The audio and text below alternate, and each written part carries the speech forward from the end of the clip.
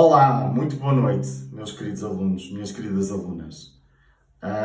Pela segunda semana eu não tenho o privilégio de estar convosco, mas vamos fazer aqui mais uma aula, mais um vídeo, e hoje eu quero falar convosco de um conceito, que é o conceito de fronteira de possibilidades de produção, ligado com o conceito de eficiência. Os economistas definem a eficiência como o uso pleno dos fatores de produção.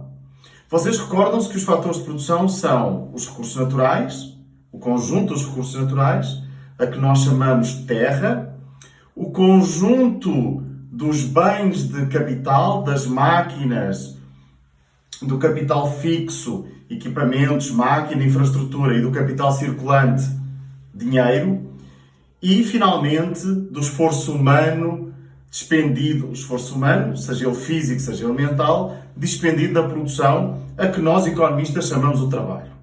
Então, nós temos três fatores de produção: terra, trabalho e capital. O que é que significa ser eficiente em economia? Significa a ausência de desperdícios. Significa o uso pleno dos fatores de produção. Significa que numa economia, para nós sermos eficientes, nós temos que usar toda a mão de obra disponível. Temos que usar todos os recursos naturais disponíveis, logicamente respeitando a capacidade da natureza de se regenerar. Temos que fazê-lo numa ótica de sustentabilidade. E, finalmente, temos que usar toda a nossa infraestrutura, todo o capital, todo o nosso potencial de investimento.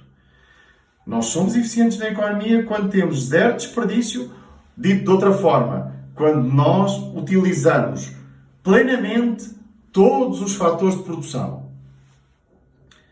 Se nós pensarmos numa economia como a brasileira, nós conseguimos imaginar quais são os nossos limites produtivos.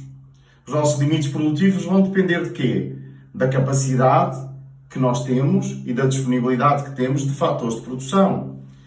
Dito de outra forma, se nós no Brasil utilizássemos toda a mão de obra disponível, simplificando, se toda a população ativa, que é constituída pelas pessoas que têm idade para trabalhar e que têm vontade de trabalhar e condições para trabalhar, se nós utilizássemos toda a mão de obra representada pela população ativa, se nós utilizássemos o conjunto dos nossos recursos naturais e se nós utilizássemos todo o nosso capital, aí estaríamos em eficiência.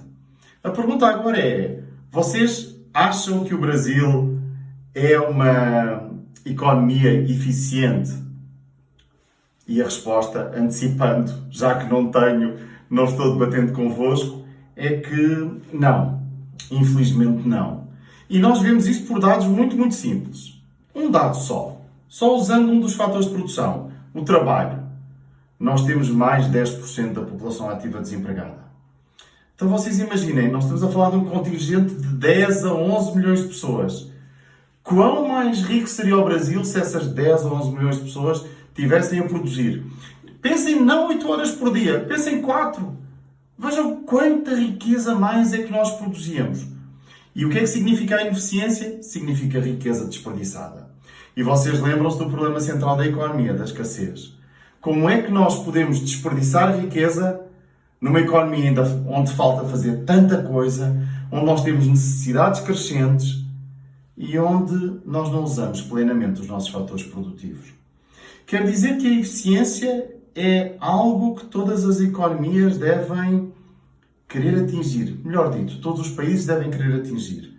Eu sou tão mais eficiente quanto melhor e mais eu utilizo os meus fatores de produção.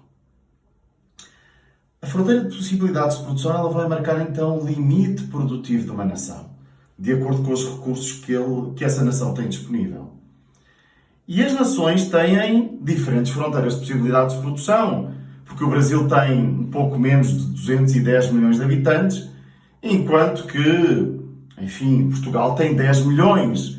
Com certeza que o Brasil tem muito mais capacidade produtiva do que Portugal. Assim como Portugal tem mais capacidade produtiva do que São Tomé e Príncipe, que, salvo erro, tem 150 mil habitantes, é um Estado na África, no continente africano. Então, basicamente, as nações são tão mais ricas quanto mais fatores de produção elas tiverem disponíveis, e esses fatores de produção concentram-se, como disse, naquelas três categorias simples: terra, trabalho e capital. Ainda quero falar convosco um pouco mais sobre o caráter da fronteira de possibilidades de produção, sobre o design dela. A fronteira de possibilidades de produção não é estática, ela varia ao longo do tempo. Vocês pensem, nos anos 90, nós éramos mais ou menos 160 milhões. Hoje estamos a chegar aos 210. Com certeza que o crescimento da população vai significar o quê? Vai significar mais riqueza. Também hoje no Brasil nós temos muito mais empresas, muito mais indústrias do que tínhamos em 1990. Temos mais tecnologia, temos mais riqueza. Então vocês vejam, o que é que aconteceu no nosso caso? A nossa fronteira de possibilidades de produção aumentou, expandiu-se, dilatou-se, porque nós temos mais fatores produtivos. E a pergunta que eu quero deixar aqui, e que vai estar associada à nossa segunda atividade, é: agora que nós conversamos sobre a fronteira de possibilidades de produção, agora que apresentámos estes conceitos tão ricos, o que é que vocês acham que vai acontecer à fronteira de possibilidades de produção do Brasil em 2020? O que é que vocês acham que vai acontecer à nossa capacidade produtiva em 2020? Eu quero deixar-vos sempre aquele abraço muito, muito forte. Dizer que eu estou orgulhoso de todas e de todos. Agradecer por vocês terem cumprido a primeira atividade proposta. Vamos continuar a comunicar nos nossos espaços, nos nossos murais, nos nossos e-mails, nos nossos WhatsApps, e vamos continuar juntos. A pandemia não é mais forte que a economia. E a economia somos nós, são pessoas como vocês. Cuidem-se, cuidem das vossas famílias, saudades e um abraço muito, muito, muito, muito forte. Muito obrigado. Até ao nosso próximo vídeo.